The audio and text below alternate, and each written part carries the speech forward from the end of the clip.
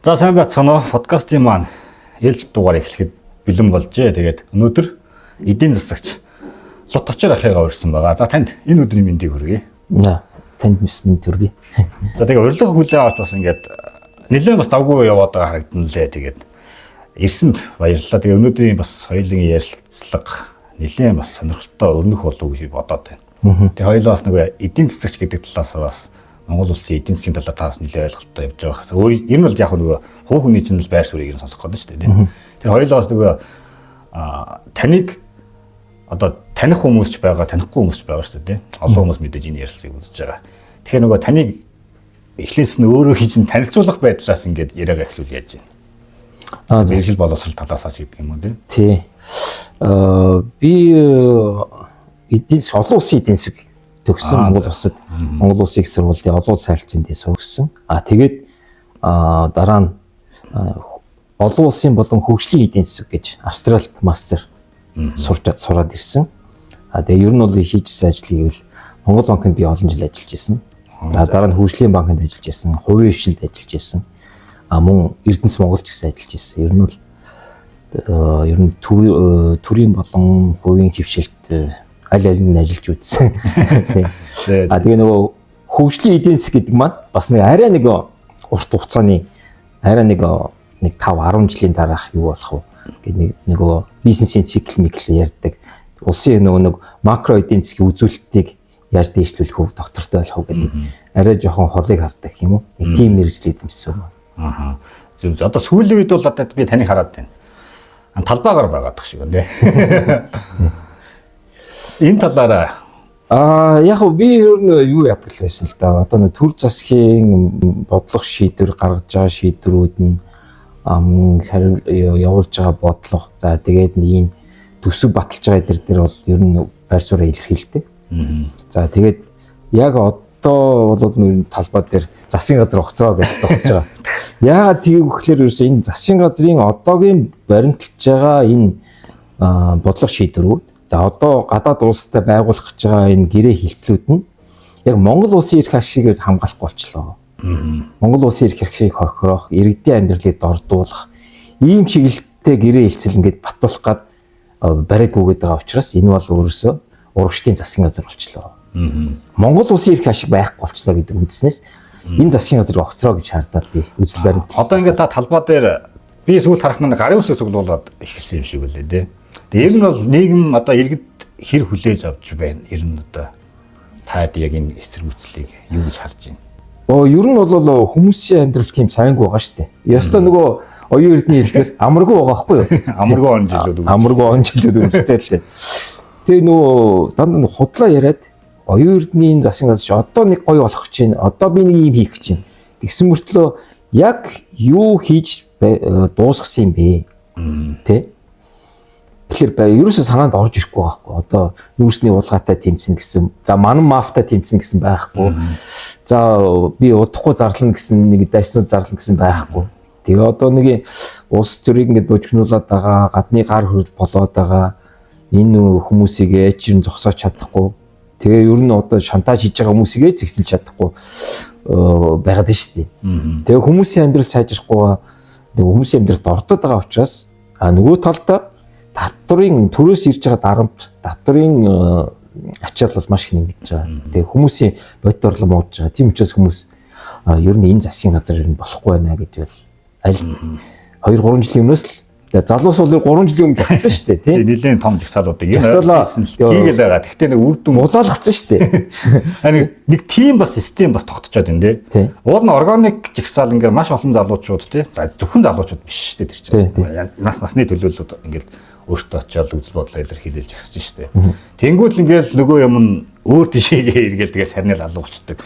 Иймэрхүү эдэн жагсаалуудыг хэдүүл бас үзчихлээ л дээ. Бас харж л байна л та. Харин тийм тэгээ залуусын болохгүй байна гэд амьдрал хэцүү байна гэж жигсэн чинь тэгээ лоозинг өөрчлөөд ажиллаа хий болгоод хувиргачлаа шүү дээ. Тэгээ дундуур нь бас ингээ манай засгийнхаа өөртөө ингээ орж хөдлүүлдэг юм шиг юм над би бол тэгж харддیں۔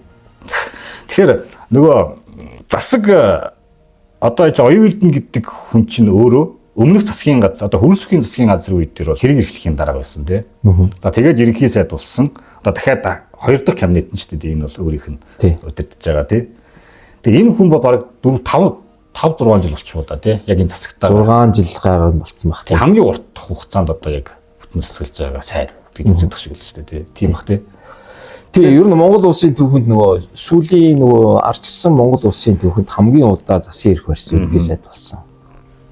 Одоо би энэ юу асуух гээд нэхэр нийгэмд ингэж хараад байна шүү дээ. Төр засаг тогтвортой байх ёстой гэж яриад шүү дээ. Тэгэхээр нөгөө энэ ойлголт нь яг иргэдэд очихороо засаг нь тогтвортой ингээл нэг огцож мохцрохгүйгээр тэгээл нэг урт хугацаанд ингээл амар тогтвортой нөгөө даргануур нь яг тэр суудалтай хിവэрэ байгаал ингээл юунууд хийвэл баг тогтвортой улс орн маань хөгжих юм шиг л ойлголтыг төрүүлээд байна шүү дээ. Энэ тал дээр ер нь та юу гэж харж энэ тогтвортой гэдэг үг нь яг юуг илэрхийлээд байгаа юм?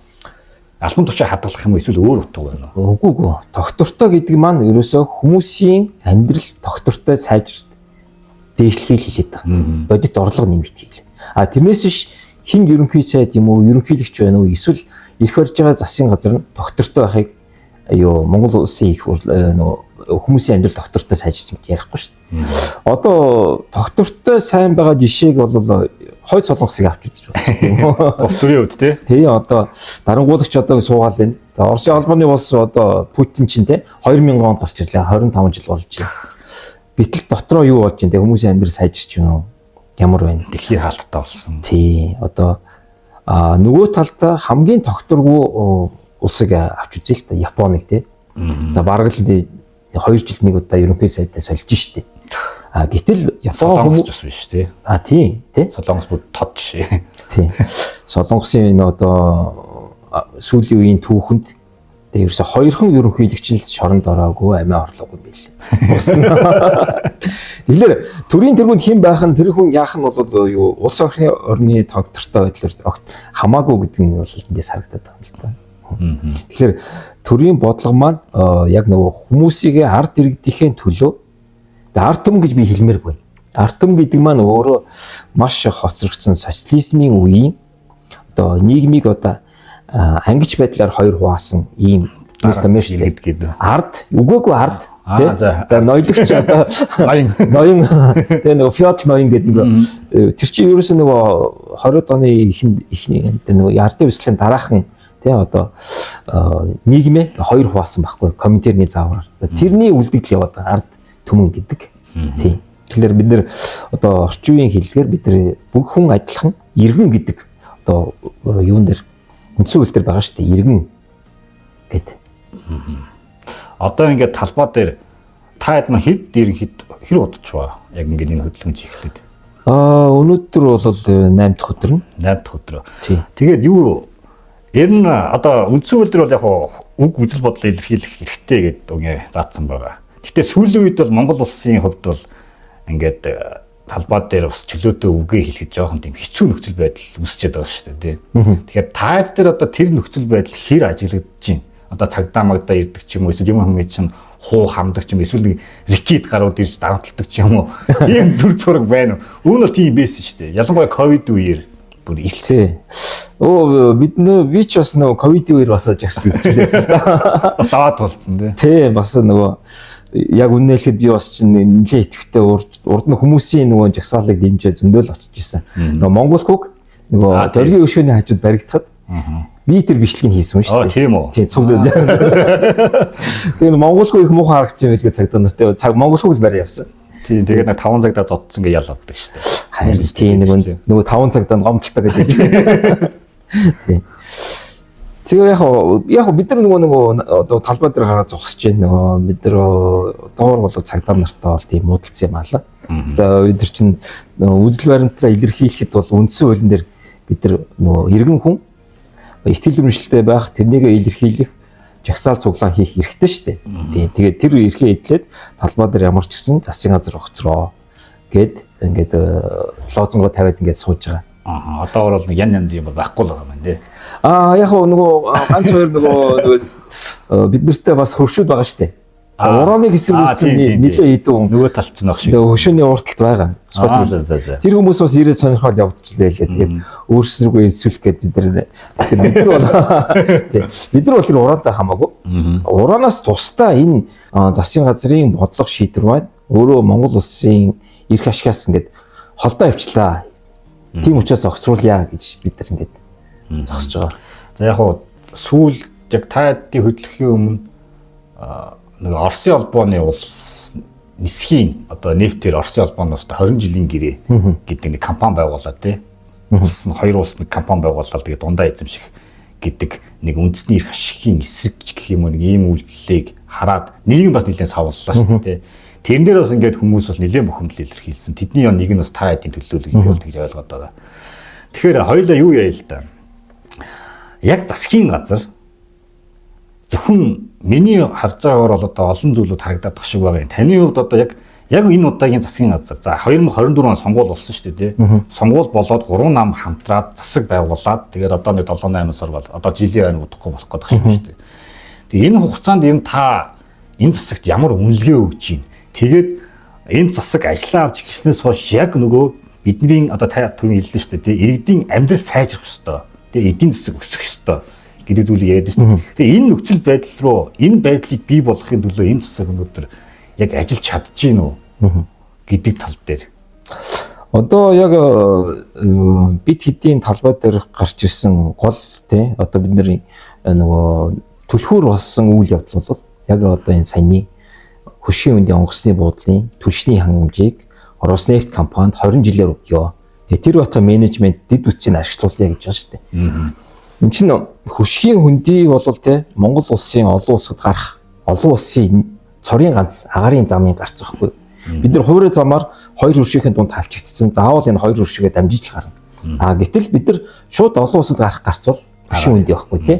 Гэтэл энэ хөшгийн үндийн тий түлшний хангамж, тэгээ менежмент, дэд үтс одоо Японы засгийн газрын өнгөлтэй зэлээр баригдсан энэ онгоцны буудлыг яагаад бид нар Роснефттэй хамтран эзэмшээд зөвхөн тэндээс түлш аван тэгээ бүр 20 жилээр гэдэг юм гэрээ хийж байгаа. Энд чинь угаасаа бид нар түлш эрчим хүчээр Оросоос хараат байдлаа бууруулах гэж өчнөө л олон жилийн турш мөрөөдөлж явсан одоо газрын тосны үйлдвэрч гэсэн 2 жилийн дараа бид нар ажланд оруулах гэж байна. Гэтэл дахиад хараат байдлаа 20 жилээр сунгая гэж яриад явж байгаа энэ засгийн газар бол нэг бол ерөөсөө усан тэнэг нэг бол ерөөсөө урагч гэж би харж байгаа байхгүй. Тэгээд одоо за яг оюун үрдийн засгийн газар ерөнхий сайд болоод 4 жил болоод удсан. Одоо шинэ засгийн газар ингээд ямар засгийн газар байгуулагч ба гэдэг харахаар яг үндсэн хуулийн бус засгийн газар байхгүй да. Энэ хамтрал уу? Тийм одоо сонгуулийнхаа дүнг харах юм бол Монгол Ардын нам өөрхийн дийлэнх олонхыг судлаа авцсан. Засгийн газараа бие даан дангаараа бүрдүүлэх хэрэгтэй ийм засгийн газар. Гэтэл яагаад тий ардчилсан нам хүн намыг засгийн газартаа оруулаад парламент судалтай намуудаа бүгдийг оруулаад ингээд нэг хуульдааны маягтай болчиход байна шүү дээ. Энд чинь нөгөө буруу юмыг шүүмжлэх өнцөг ерөөсөө ярьж байгаа хүн алга байна. Сөрөг хүчин гэж юм байхгүй болчиход байна. Тэгээд юм ярихаар л одоо хуучин бол тэ хүн суртлыг бууруулна, энэ өргүү зардлаа танана, төрийн албаагчдыг цомготох нь. За зөндөө л олон амлалтууд мөрийн хөтөлбөртэй тусгасан байдаг. Одоо яг тэмлүү хийж чинь юм тийм. Энийг шат эсрэг яваад байна шүү дээ.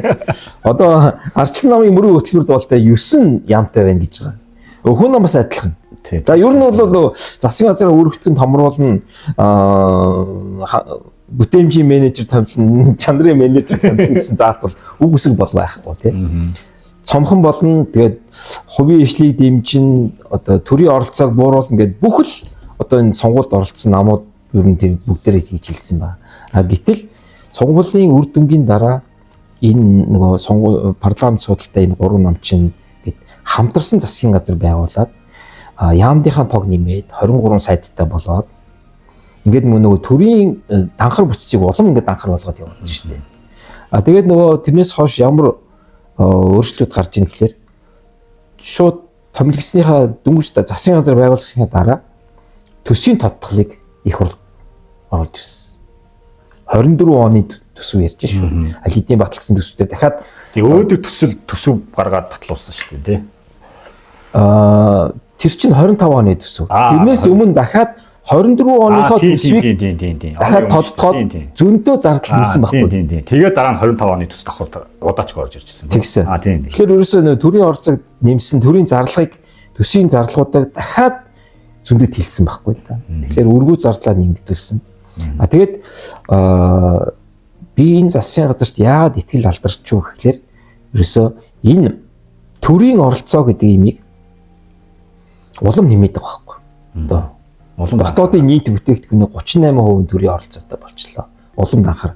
Тэгээд төрийн өмчийн компаниудын оролцоог ингээд ярих юм бол эдийн засагт дэх төрийн оролцоо 80%-аас дээш. Нөгөө хувийн хвшил нь улам жижигхэн болоод байдаг, тураад байдаг. Татвар дарамт нь нэмэгдээд байдаг. Одоо Улаанбаатар хотод тий зөвхөн Улаанбаатар хотод л автомашины татвар хураамж 3% дахин нэмэгдээ. Харин тий. Досоолын дэлбэрүүд бүгд нэмэгдлээ. Одоо нөгөө Улаанбаатар хотын татвар чинь 1 кубэстэ 2 болчихсон. Тэр чинь бүр дээр болчихсон шүү дээ. Харин тий. Тэгээд нөгөө сонгуулийн мөрийн хөтөлбөртэй болохоор одоо бид нар татварын ачааллыг бууруулнаа. Шинээр татвар нэмэхгүй гэдэг. Нийгмийн даатгалтын системд өөрчлөлт хийнэ гэдэг. Гэтэл ерөөсөө тэр нь огт амьдрал дээр хэрэгжихгүй яваад шүү дээ. Тэгээд одоо сүүлийн үеийн энэ бодлого шийдвэр нь болохоор одоо гадаад орнтой хамтарсан компани байгуулах, тэгээд гадаад орны тий ашиг сонирхлыг Монгол улс руу оруулж ирэх ийм яриад шүү дээ. Тэгээд хий хоолой яриад байна. Босоо тэнхлэгийн төмөр зам яриад байна. За тэгээд энэ түншний хангамж яриад байна. Тэгээд энэ Евразийн эдийн засгийн холбоо баг яс байнга ороо наад чинь. За одоо ингэсэн сая нөгөө засгийн газраас 3 ноцтой юм оруулж ирсэн. За нэгдүгээрт нь болохоор одоо нүүрсний үн унчлаа. Одоо баргаж байгаа хэмжээ буурчлаа. Тэнгүүтээ одоо биржийнхаа тухай хуульд өөрчлөлт оруулаад одоо гаргаж байгаа нүүрсийгээ бартераар зардаг болё. Тэнгүүтээ одоо мэдээж хэрэг ямар ч айл өрх бол те бидний орлого муудаж байгаа гингүүт өргүү зардлаа таня гэдгээс төсвөө тодтохоос эхэлдэг болвол харин бүр те одоо гэр орондоо байгаа юм а те зээлэр худалдаад зээлэр нөгөө өргүү зардлаа бууруулахгүй байгаа юм илүү зардаг болъё гэж юм яриад байгаа. Тэгэхээр одоо бэлэн мөнгө бартераар нүүрс зархаар яах вэ? Угаас үн унж байгаа дээр бартераар нүүрс зарж байгаа нэмэхээр нөгөө талдаа бэлэн мөнгөөр худалдаж байгаа нүүрс маань улам үн цэнэгүй болж буурна шүү дээ. Чи маш энгийн логик байхгүй. Гадаадаас бас ингээ ажиллах хүч баг Монгол руу ингээ орж ирэх нөхцөл бүрдэх юм шиг бартер хийх. Монголчууд бол нүүрсээ гадаадаас яг үн тэр одоо бид нар нөгөө бартер гэхлээр бид нар нүүрсээ экспорт нь гаргалаа гэхэд нөгөө худалдсан мөнгө нь орж ирэхгүй байхгүй. Тий. Тэрнийхээ төлбөрт надад улсын өөр нэг бараа бүтээгдэхүүнийг бид нар худалдаж авах шүү дээ. Үйлчилгээ ч юм уу эсвэл нөгөө гадаадын ажиллах хүчийн ирчээл биднэрт одоо юу хийж өгдгийг ямар нэгэн нөгөө мега төсөл гэж яриад байгаа. Нөх ухтаг мухтгийг мич хийж өгчөөд бид нар огт нөгөө мөнгө байхгүй. Өөртөө болоод үлдээл монголчууд нь ажилгүй. Тий. Тэгэхээр нэг юм байгаа. Энийг бол ерөөсөө болох хэвээр. За энэ дээр бол ашгүй энийг нөгөө иргэдийн нөгөө эсэргүүцэл тэмцэл ингээд тэгээд энэ хуулийн хилцээ боллоо гэсэн. За хоёрдугаарт нь яг энэ онгоцын түлшийг 20 жилээр Оросын Роснефть компаниас авъя гэдэг юм. Одоо энэ нэг хилцээр нь одоо ямар шатнд явж байна? За энэ нэг бол ингэсэн одоо сая иргэд эсэргүүцлээ, сошиал дээр ч хүмүүс бичлээ. Мөн одоо намууд бас эдийн засгчнаар байр суурийг илэрхийллээ. Тэгээд тэрний хүчинд ямар ч сан ардын нам бол энэ асуудлыг түлшний гэрээг бол эргэж харъя гэсэн. Арс намын бүлэг бол энийг дэмжихгүй гэсэн. Хүн намын зөвлөлт гэсэн бас дэмжихгүй гэсэн. Тэгэхээр энэ хөшгийн хөндөд түлш нийлүүлэх асуудал бол ямар ч сан энэ удаад бол хойшиж ах шиг байна. 3 дахь ноцтой юм болохоор Евразийн эдийн засгийн холбоонд Монгол улс 3 жилийн хугацаанд чөлөөт худалдааны гэрээ байгуулъя гэж санал орж ирж байгаа. За энэ Евразийн холбоо гэдэг бол ерөөсөө нөгөө зөвлөлт холбоод улсын хуучин орон зайг буцаж сэргээх гэсэн Оросын холбооны улсын санал. Одоо Евразид ямар орнууд байдаг гэлээ? За Орос байна, Казахстан байна, Кыргызстан, Армения, Беларусь гэдгийн 5 орн байна шүү дээ. Беларусь энэ гэхээр нөгөө л нэг одоо хөгжлөн цаардсан улсууд л байгаа зү. Яг одоогийн байдлаар бол Армения энэ холбооноос бол ерөнхийдөө бол гарч байгаа. За. Тийм. Энэ Евразийн холбоонд орсоос манай улсад бол хохиролтой юм боллоо гэдэг бол ер нь мэдэгдээд байгаа. Тэр байтугай нөгөө нэг гэрээний хамтын нийгэмлэг одоо нэг бие биенийгээ нэг цэргийн тусалцаа үзүүлэх холбооноос бол гарлаа гэдэг зарласан шүү дээ. Армян. Тэгэхээр энэ бол нэг юм яг эдийн засгийн байгууллага биш улс төрийн байгууллага тэгээ Оросын бодлогын нөлөөг одоо энэ улсуудад тэлэх ийм зорилготой байгуулагдсан байгууллага гэдэг л харагдана. Одоо Монголд ашиггүй тал нь юу байгаад байна? Одоо энэ холбооноос. За одоо нөгөө эдийн засгийн хөгжлийн сайд ган төмрийн тайлбарлаж байгаагаар бол бид нар 376 бараа бүтээгдэхүүн гайлын татваргүй, тарифгүй энэ улсууд нийлүүлэх юм байна. За тийм тохиолдол хийсэн гэж байна. Тэр 376 бараа за зөндөл одоо бараанууд байна. Гэтэл энэ тэр дунд чинь Монгол улсын үйлдвэрлэдэг бараанууд байхгүй. Бидний үйлдвэрлэдэггүй юмыг бид нар татваргүй ийшээ гаргана гэж юм яриад байгаа. Байхгүй бараа гарах гэдэг. Байхгүй бараа гарах гэдэг. Тэгээ бид нар яг одоо Оросын албаны улс руу бид нар юу гаргаж байгаа юм бэ гэдгийг те ингээ харахаар за бараг юу ч байхгүй. Энэ байхгүй. Ер нь бол байхгүй. Яг хуучин нэг юу байсан? Жонш гаргадаг байсан. За тэр бол одоо сүүлийн үед ерөөсө ковидос хойш байхгүй болсон. За юу худалдаж авд юм бэ гэдэг. Наас ноолон гарахгүй нөө. Байхгүй шүү дээ.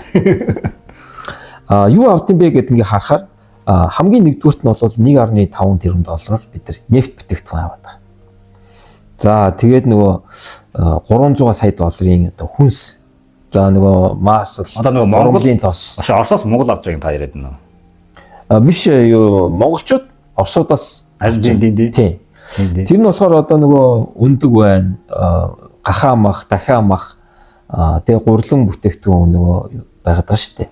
Одоо нөгөө зефир, мифир тэгээ нөгөө шоколад одоо нөгөө дэлгүүрт байдаг. Нөгөө Марс тэгээ сникер шоколад чинь Оросд үйлдвэрсэн байдаг шүү дээ. Тэгэхээр бид нар аль хэдийн худалдаж авдаг бараа бүтээгдэхүүний импортын тарифа тэглэн гэсэн. Тэгэхээр бид нар л хөрөлтөө байгаа шүү дээ. Бид нар л юу аваалах юм биш үү? Худалдаж авах юм биш. Тэгээд дээр нь юм байгаа. Тамхи, арх, пяв, тэгээд согтууруулах хундаа маань одоо гайлын татваргүй орж ирж шүү дээ. Одоо гадаадаас за жишээ зөв гадаад гэрч. Гадаадаас орж иж байгаа одоо арх тамхинд татваргүй болчихор чинь Монгол орж ирээ хямдхан зарагдах гэдэг. Дотоод ч манайх чи яаж татвар өндөр өөс дээ. Дотоодын зөндөө компани боош одоо энэ дэр чинь. Тийм юу арх тамхин дээр бол онцгой татвар байдаг л та. Тийм тэгээд манай тамхины онцгой татвар бол үнэндээ дэлхийдээ харьцуулах юм бол ерөөсөө задгаа мөнгө байхгүй. Байхгүйтэй адилхан. Одоо дэлхий дээр Монгол шиг хямдхан тамхи татдаг, чанаргүй тамхи татдаг улс ер нь хааж байхгүй те. Тийм байна. Үний зүрхийг харахаар одоо Японд бас нийл тамхи одоо миний жишээлбэл парламент гэдэг тамхи гэдэг чинь тэр чинь 20 мянга гэж байгаа жишээ. Монгол болохоор 5 мянган үнэ гэдэг жишээ. Тэгэхээр нэрээ тийм ээ те. Одоо Австрали бол жишээлбэл $35 баг шүү нэг хайрцаг тамхи. Тийм. Одоо Монголд нэг хайрцаг тамхи $1 л үнэлгээтэй байна шүү дээ. Тэгэхээр ерөөсөө дэлхийд даяар энэ хүмүүсийн эрүүл мэндийг муутгадаг энэ тамхи алкогол тий арх пивэн дээр бол онцгой татвартай өндөр татвартай байдаг. Гэтэл Монгол бол тийм биш байгаа байхгүй. Одоо ядаж манай Монголын арх марх бол хоошоо гахгүй юу? Тийм байх ядаж. За ёстой мэдгүй юм да би бол одоо хоошоо гарч зарж байгаа би үгүй хөл гэж бодож байна. Угаасаа та нар нөгөө одоо юу алтан булгын хил дээр очиод үзээрэй. Яг тэр алтан булгын чөлөөт ус гэдэг дээр Монгол архинд хоошоо зарж гинүү Орос арх нэртэй хуль арх татваргүй орж ирж гинүү гэд харахгүй та. Яг үнэ хэлэхэд бол Оросын бараач дандаа нөгөө хулхтны орлуулагч бүтээгдэхүүн ашигласан хямд бараанд байдаг шүү дээ. Тэгэхээр бид нэр тэрнтэй өрсөлдөж чадахгүй л. Одоо ингээ Орос барааг ярихаар таас ингээ хулх гэж шүү дээ. Тэнгүүл одоо монголчуудын сэтгэлгээ болохоор Орос юм сайн чанартай гэдэг ойлголт яваад шүү дээ. Тэр чинь ер нь бол юу л да нөгөө социализмын үед бид нар юу ч үзээгүй мэдтгүү хоосон байх үеийн ойлголт байхгүй да. Тэгэхээр Монгол өн дотроо юм үйлдвэрлэдэг байж за Оросоос өөр улстай баг худалдаа хийдэг байж тэнгүүтээ одоо Монголын дотоодыг үйлдвэрсэн энэ ямби дорхно ямбичтэй гутлын хажууд Орос гутал нь илүү чанартай байж тээ.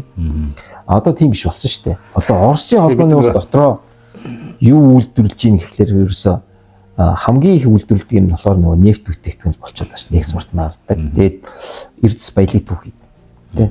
Оросын дотооддоо бол эцсийн бүтээгдэхүүн хийдэг хувцс хунар одоо тавилга гэдэг юм бол ер нь барлаг байхгүй болсон шүү дээ. Тийм.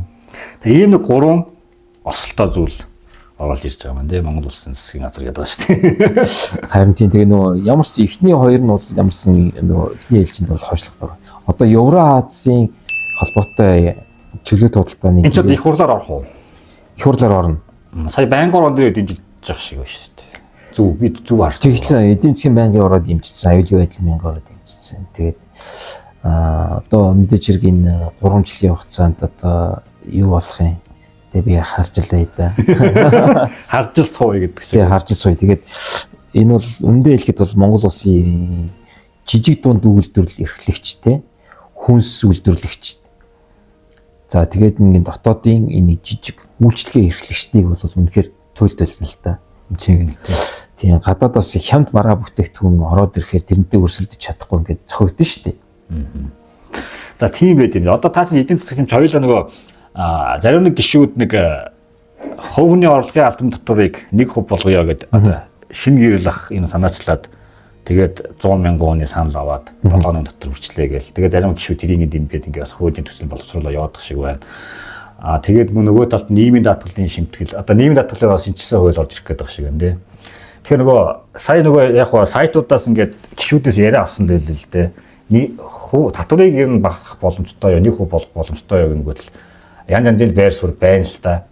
Зарим нь болохоор 100% боломжтой, зарим нь бол эн чинь боломжгүй хитрхи хөөсрөөд байна гэдэг ч юм байр суурь яригдж байна. Зарим нь болохоор шатлсан байдлаар явуулъя гэж байна гэдэг санаа байна. Шатлсан татвар гэдэг санаа явж байгаа шиг байна.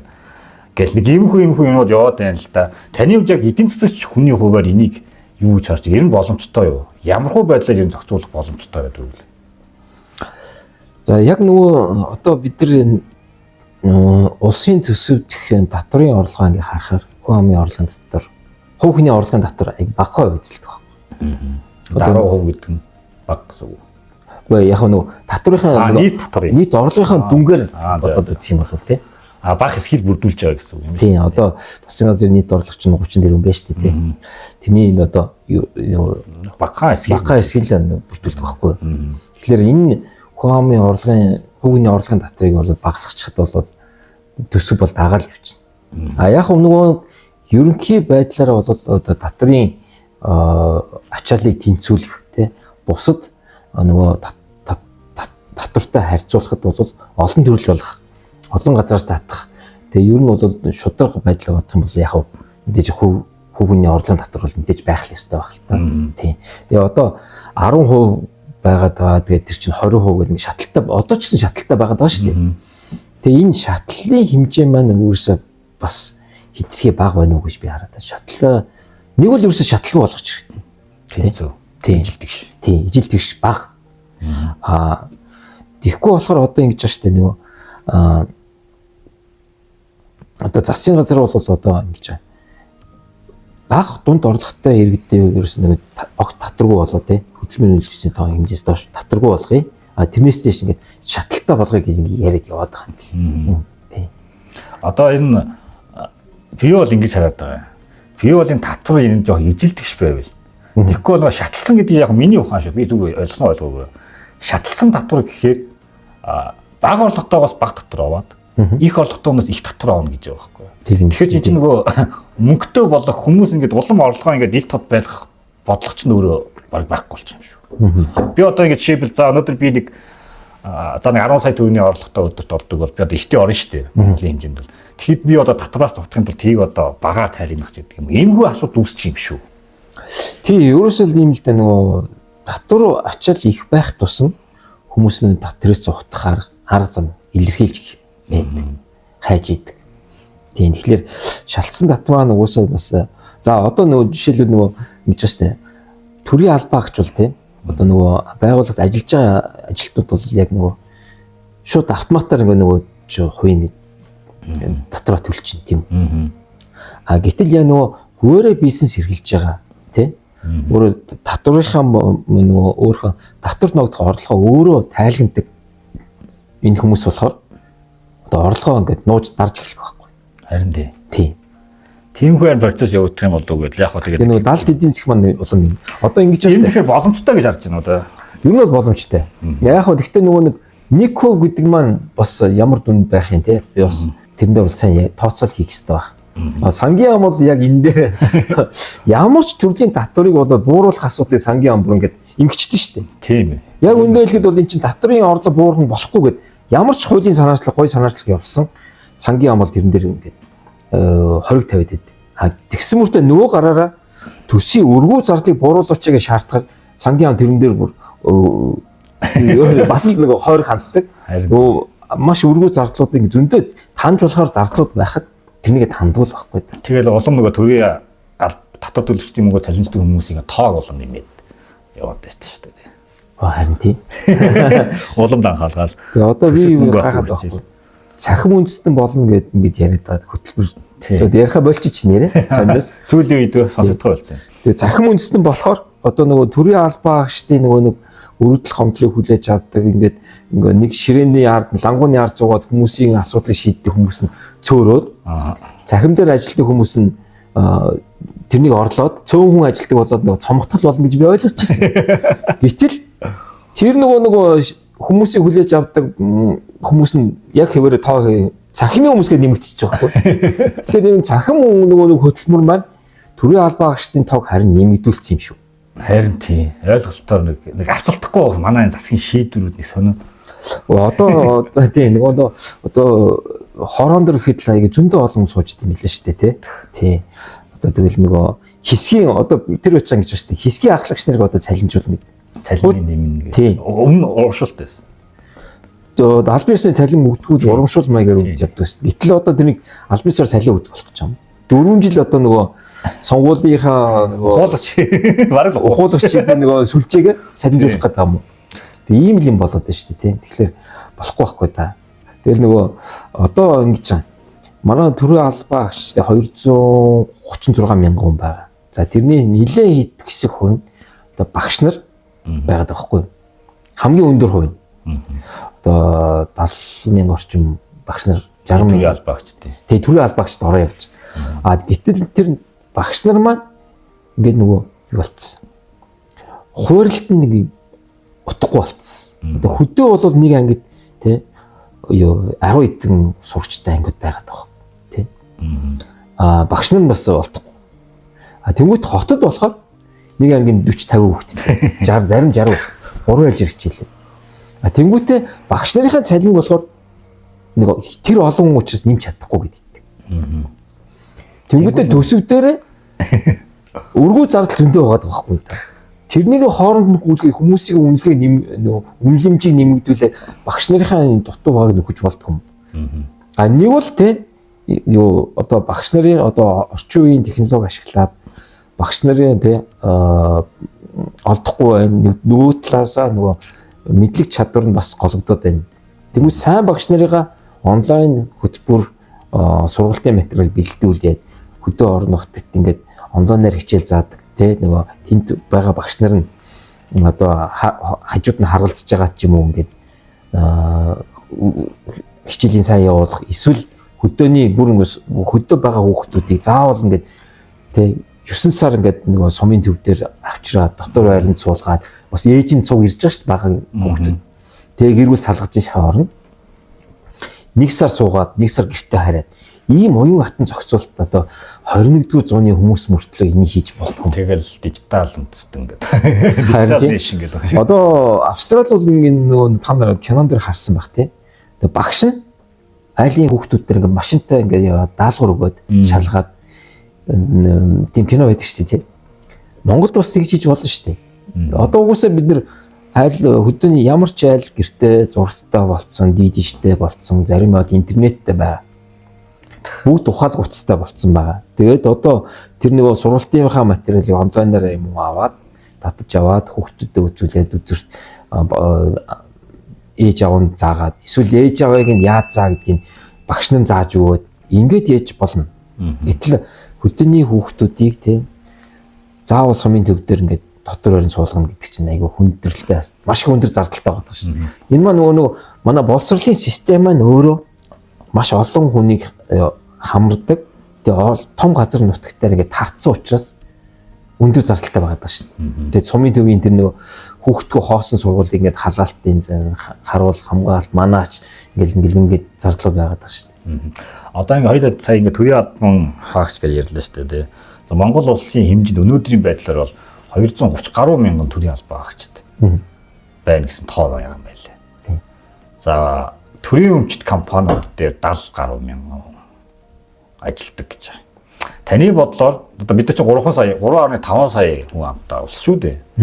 Тэгэхээр энэ ийм улсад, ийм хүн амтай улсад энэ төрийн албан хаагчд нь хэд тавцаа байвал ер нь болохоор гэдгийг. Эсвэл өнөөдрийнхнээс яг тэр тоон мөн ч юм уу биш ч юм уу гэдэг. Яг хөө ингэж Монгол улс өөрөө нэг онцлогтой. Монгол улс чинь өөрөө маш өргөн уудам нутагтай тархан суурьшсан. 330 сумтай. Сум болгон сургуультай. Сум болгон бас нэг сумын засаг захиргаа гэж байгаа. Нэгж байна. За тэнд ч бас төрийн үйлчлэгээ үзүүлэх гээд бас нэг хэдэн хүмүүс сууж байгаа шүү дээ. Нөгөө талаас монголч нь өөрөө яг насны хувьд залуу байхгүй. Яг нэг ажиллах хүчний хувьд л маш хомсдолтой. Одоо хүн амын тал нь тий нэг тал нэг цэгдээд бүгдэрсэн. Юу залуучууд байхгүй 18 хүртэл насны залуучууд насаараа тий тэгээ нөгөө тэд нар чинь хөдөлмөрийн зах зээл ороогүй дандаа хүүхдүүд байдаг шин. Тэгээ одоо бидний нөгөө сургууль цэцэрлэг хүрэлцээг байгаа чинь бас зэрэг өвчтэй байхгүй. Нэг талдаа нөгөө хөдөөний сургууль цэцэрлэгт нөгөө байшин байгаад байдаг. Хүүхдүүд нь байхгүй хот руу гээд нөгөө тэр бол нөгөө байгалийнхаа тий эдийн засгийнхаа боломжийг ингээд нэг зөв нөгөө нүүдэл гэж би харж байгаа. Яг тэгэхээр хүн чинь сайн сайхан амьдралд илүү орлого тэмүүлнэ шүү дээ. Хөдөө чинь бас хэцүү байгаад шүү дээ. Амьдрал хэцүү удаад модон жирлэнтэй. За тэгэл хүүтэн тий.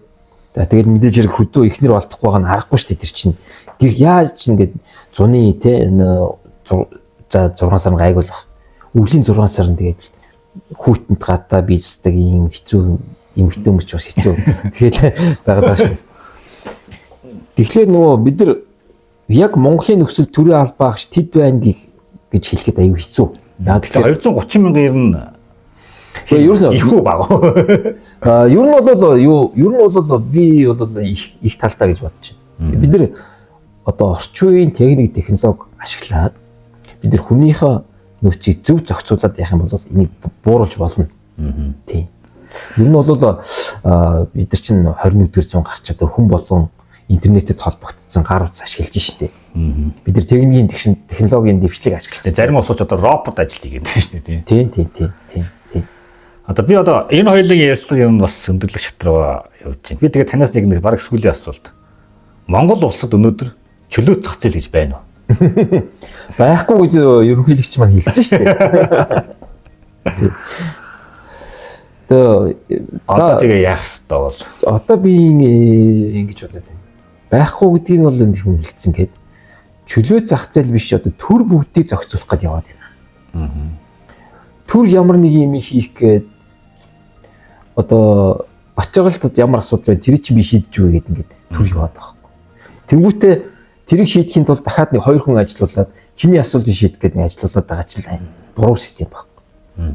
Одоо зарим асуудлыг төр шийдэж чадахгүй гэдгийг бүр ингээд хүлээн зөвшөөрөөд хувийн эрхлэлтэнд даатгаад эсвэл иргэнтэнд даатгаад за чинь өөрийнхөө тий энэ нийгмийн тий асуудал тий өөрөө шийдээ гэд хайчих хэрэгтэй. Гэтэл одоо энэ танай гэрийн орцчин бохир байна би цэвэрлэгээ хийж үгээд түр очих гээд шүү дээ.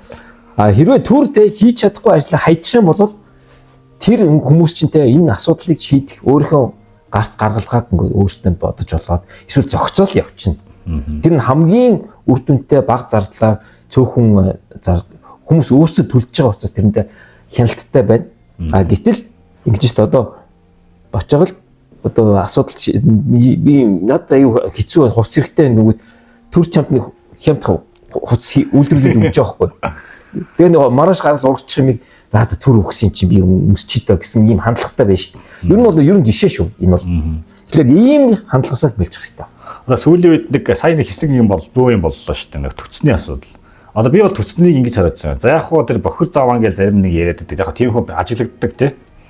Тэгтээ тэнцээ чинь ингээд төрөөс юм гоохгүй, халамж голдохгүй хүмүүс өөрсдөө хоорондоо зөгцөөд тий. Худалдаа 8 эхлээд авах хүмүүс нэгээс юм аваад ингээд оршин тогтноод бас арга ирээд хийгээд хэдэн 10 хүн ингээд амьдралаа залгуулад явж байгаа. Нөгөө төрийн хараанаас гадуур ингээд өөртөө болгоод байна шүү дээ.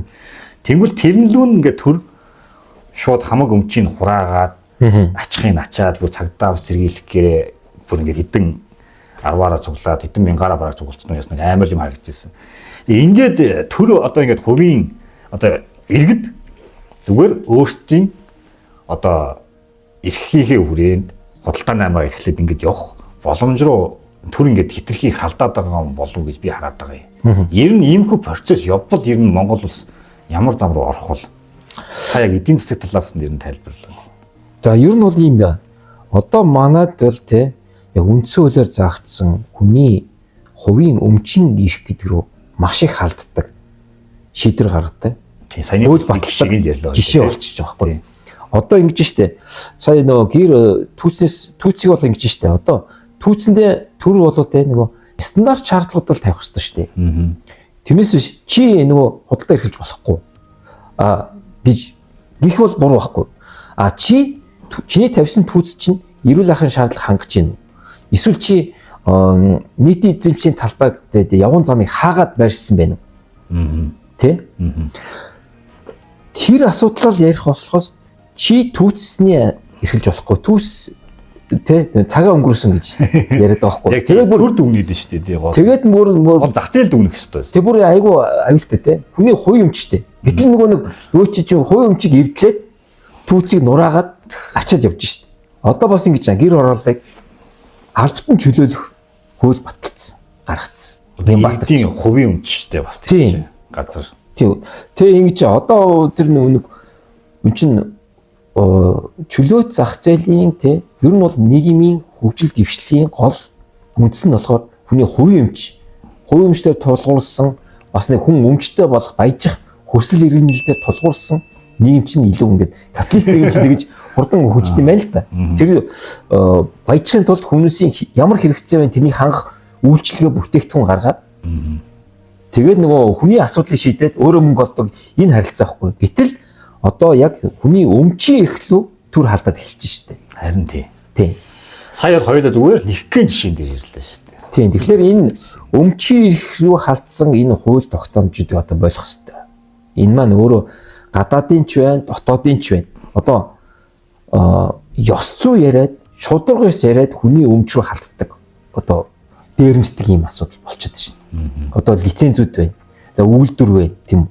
Яг хуулийн асуудлаа шүүхээр явах юм бол тэр төрийн шийдвэр бол ойлгомжтой байхгүй. Яг тэгэхээр тэр чинь хуулиас гадуур энэ баян хүн одоо монголчуудыг шулаад энэ баяжчлаа гэдэг баг тийм өнцгөр хүний хөрөнгө рүү дайрч штеп. Би одоо нэг ийм яг яриа хийсэн штеп. Сүлд улс төрчдийн баг яриа л да. Улсаасаа баян бизнесмэнүүд байна гэж яриад байгаа. Би бол ингэж хараад байна. Капиталист бид нар ч одоо ингээд чөлөө зах зээлийг эрхэмлж байгаа одоо тийм улс шүү дээ. Тэр замлал явах гэж арчлалыг байгуулсан гэж би хараад байгаа шүү дээ. Тэгэхээр одоо бизнес хуваараа бизнес эрхэлж байгаа хүмүүсүүд бол улсаасаа баян хүмүүс байвал илүү сайн болов гэж хараад байдаг шүү дээ. Одоо ингэсэн шүү дээ. Бид нар 1992 онд тийм үндсэн хуулинд өөрчлөлт оруулаад бүх төрлийн өмчийн хэлбэрийг хүлээн зөвшөөрдөг ардчилсан үндсэн хууль баталсан. Тэрнийг хэрэгжүүлэх гээд те нөгөө чадан ядан гээд бүдрөө журнал яваад байгаа. Одоо энэ хуучин баячууд баян хүнийг үзэн яддаг тэрний өмчийг хөдлөө хувааж авч юм хувааж идэ гэдэг энэ сэтгэлгээ ерөөсөй болох хэрэгтэй. Энд чинь угаасаа хамтрал коммун гэдэг юм чинь те баячуудын нудраган баячуудын хөрөнгийг хувааж идээд 100 ингээд найрлаад бүгд ядууралд орсон гашуун те түүхийг давтах гэдэг шүү дээ. Болохгүй байхгүй та. Усаасаа баян бизнесмен гэж юу н хаач байдгүй. Тэр нэгдүгээр байвал сайн юм шүү. За байвал бүр сайн тий. Тийм байхчгүй л те. Тэгээд нөгөө баян бизнесмен гэдэг чинь өөрөө те цаанаа дахиад олон хүнийг те цалинтай орлоготой цалин тавьж байгаа хүн шүү дээ. Тий. Одоо Монголын бизнесмен тарин бүр ингээ баяжаад тий гадаадын компаниг худалдаж аваад монголчууд гадаад хөрөнгө эзэмшээд бүр дэлхийн бодлогод нөлөөлөх хэмжээний тий тэгээ Нью-Йоркийн бирж дээр нээлттэй хувьцаа гараад бүгдээрээ монголчууд ажилласаа гэж би боддог шүү дээ. Харин тий. Наач өстэй аим гоё бодол. Даач манай төр засаг болохоор арай өөрөөр боддог юм шүү. Одоо зарим хүн ингээд нөгөө сошиал дээр би нэг ийм идэлж хэрэглээ, ийм гоё машин унжлаа ингээд. Тэрнийг үзэн ядах те чи ямар балиар те улс их орноо бодохгүй гадаадын үнэтэй машин авчлаа гэж бас чичлэг нь холбоо байгаа шүү дээ. Харин би бол бүр монголчууд баяжаад те тэрнийг юм уу тэр нэг Майбах юм уу машиныг унаа те нисдэг дэргээр зугаалаад тэгээд ингээд нөгөө юу идэлж хэрэглэдэг те дэлхийн хамгийн гоё сайхан ямиг идэлж хэрэглэдэг болоосоо баяжаасаа л гэж бодсон. Гэтэл манай дарга нар чи машин унаад импорт дэмжээд бид нар ядруулсан улсаа ядруулсан ингэж иргэдээ буруутгаад буруу байхгүй да. Харин тийм ингээд хоёулаа ингээд асуудлуудыг ярих гэвэл ингээд Монгол зөндөө асуудлууд байна тий. Тэг ямар ч байсан ингээд тантай бас ярилцаад бас ингээд хүмүүс бас яг хөө би одоо таныг өрсөн шалтгаан бас ингээд хүмүүсийн мэддэг мөртлөө мэддэггүй ингээд маш олон сэдвүүд байгаа байхгүй. Тэг энэ сэдвийн хүрээнд яг эдийн засагч хүн гэдэг талаас нь бас ингээд ярилцъя гэсэн. Тэс таныг бас ингээд өрлөг өгсөн. Тэг ирсэн бас их баярлалаа. Тэгээ дахиад нэг юм асуух гэж мартчихсан. Инфляц. Одоо монголчууд доллар гэдэг нэг юм шүү дээ. За бусад юмнууд ч одоо яваамаач өсөж байгаа шиг байна. Доллар маань 3600 гараа авчлаа. Энэ инфляц яахаараа өсдгийг гэдэг. Энэ төлөвлөлд яг та нэг тайлбар бидэнд нэг мэдээлэл өгвөл. Бас энийг ч нөгөө бид нар яг зүгээр доллар өсөөд байл гэж харж байгаа.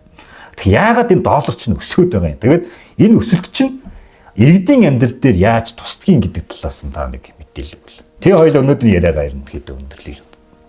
Нэгдүгürt дэлхий дээр долларын ханш унж байгаа.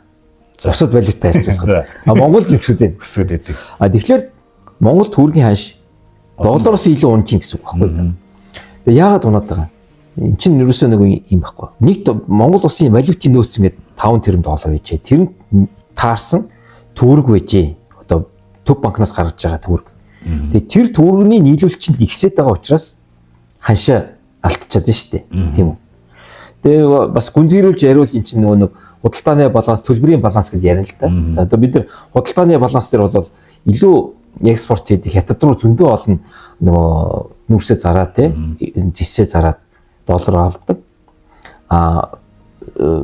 Тэрнэр худалдааны балансаар бол ашигтай. Төлбөрийн баланс дээр бид нэр хасахтай яваад байдаг байхгүй. Тэгэхээр бид нэр гадаадаас зөндөө бараа ажил үйлчлэгээ худалдаж авч байна.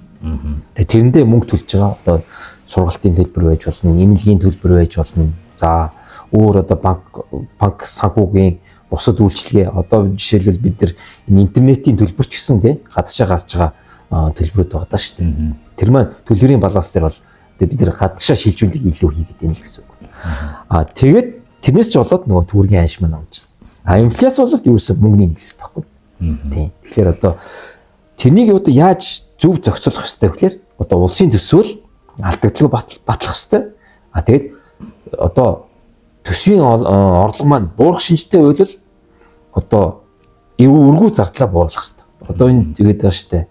Манай улс маань 14 мега төсөл гэдэг нэг юм агаарын юм яриад.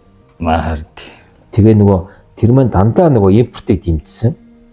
Одоо монголчуудын олж байгаа мөнгнөөс буцаад гадагшаа зардаг хийх ийм төслүүд яриад байгаа шүү. Тэр нь гол нь дандаа төр үйлдвэрлэлт байх гэдэг юм шүү дээ. Одоо төр бүгдийн бизнес хийдэг болчихсон шүү дээ. Мэл болчмаар байгаа. Тийм. Ингээд асуудлууд маш их байна. Тэгээд бас ингээд асуултанд бас ингээд тодорхой хариултууд өгсөн танд баярлалаа. Өөрч хариулсан баярлалаа. За тэгээд энэ манай 5 цулын одоо манай үйлдвэрлэдэг. За. Манай компани үйлдвэрлэдэг юм 5 цулын шүл байгаа. Сонирхолтой юм. Тэгээд би яг ингээд өрсөн зочд болгондоо ингээд дээжсэн гардуулдیں۔ Тэгээд танд бас ингээд энэ хөршөлөө. За албан ёсоор ингээд болчихсон. Баярлалаа. 3 төрлийн шүл байгаа. Тэгээд та гэртээ сайхан за баярлалаа. Гэр бүлтэйг амтлаад үзээрэй. Тэгээд ямар ч нэг төрөөс юм гоохгүй тий өөртөө бас ингээд зах зээлээ бас ингээд монголчуудын бас 500 гэдэг чинь монголчуудын бас нэг уламжлалт хэрэглэн шүү дээ. Хүмүүсний тэмдэг. Тэгээд энийг бас ингээд боловсруулад ингээд зах зээл гаргаад нийлүүлээд ингээд явж байгаа хэсэг залуучууд байгаа. Энэ төрөөс юм гоохгүй маш их өөртөө ингээд толгойн шүл хийдэг үү? Одоогор тийм юм хийгээгүй байна. Бас 5 тулааш. Тий, одоо нэг юм байгаа шүү дээ. Одоо дэлхийд даяар нэг төрөн хоолны сүлжээнд биш дээ. Шүл ашигладаг юм. Тэр нь болохоор нэг гялгаруудтай. Стандарт хангасан шүлний хаглал шүлийг. Тэгэхээр тэрнийг ингээд Одоо жишээлбэл дэлхийд дээр одоо нөгөө түргүү олны нөгөө одоо рамин гэдэг нөгөө сүлжээнд байна шүү дээ. Тэрэнд ингээд стандарт нь хангадаг шүлэг юм. Тэр бол тэрэн $. Зөө. Гоё санаа байна. Энийг хадгалаад авчия. Тийм. За тэгээ баярлалаа. Тэгээд урилга хүлээн авсанд баярлалаа. Тэгээд бас нэлээ би ч өөрөө бас нэлээ ойлголттой боллоо. За тэгээд ер нь бас засгийн талаар ч ойлголттой боллоо. Эдийн засгийн талаар, инфляцийн талаар зөндөл юмнуудыг хоёулаа ярьлаа. Цааш ч гэсэн бас тантай би бас илүү холбоотой байж болох байх гэж би бодож байна. Тэгээ магадгүй дахиад өөр сэдвэр ч юм ярих боломж бол бас алдах болов уу гэж найдаж байна. Тэгээ урилга хүлээн авсанд баярлалаа. Тэгээ сүүлийн магадгүй танд одоо бас хэлэх зүйл байвал те. Хоёлаа трийгээ сайхан илэрхийлээд тэгээ өнөөдрийн подкастаа. Тий, одоо нөгөө төр засгийн гаргаж байгаа шийдвэрүүд маань хийж байгаа гэрээ эслүүд маань дандаа ардталтаа нэг тооцоо судалгаатай, эдийн засгийн үнэлэлттэй, эдийн засгч нараас асуудаг судалгааны институтийн тайлан дээр үнэлэгдэх байгаасаа л гэж хүсэж байна. Тэгэхгүй бол дандаа нэг сэтгэлийн хөдөлгөөнөөр нэг дарга ингээд дотроо бодоод за энэ зөв юм байна гэж нэг шийдээд яваад шүү дээ. Одоо Ямбатар бол одоо нэг өглөө босоод нэг самраар нэг зөв гэдэг битэл тэгээсэй л гэж боддог. Тооцоо судалгаатай л ер нь ажиллаа хийгээсэй л гэж бодож байна. Тийм.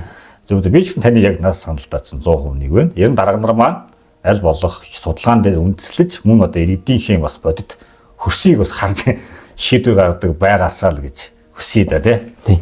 За тэгээ баярлалаа. Өнөөдрийн зочноор маань эдийн засагч Лутачар ах маань одоо бид нартэй бас ингэж чөлөөтэй сайхан яриа өрнүүлээ. Тэгээ таны бас энэ өнөөдрийн зориод явж байгаа энэ ажил чинь бас үр бүтээлтэй байгаасаа үр дүнд хүрээсэй гэж би бол маш их дэмжиж байгаа.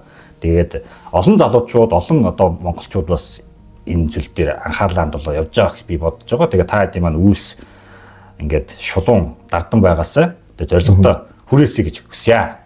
За дэмжиж чад баярлалаа. За ингээд өнөөдрийн дугаар маань өдөлж, дараагийн дугаараараа иргэн уулзцаая. Баяр таа.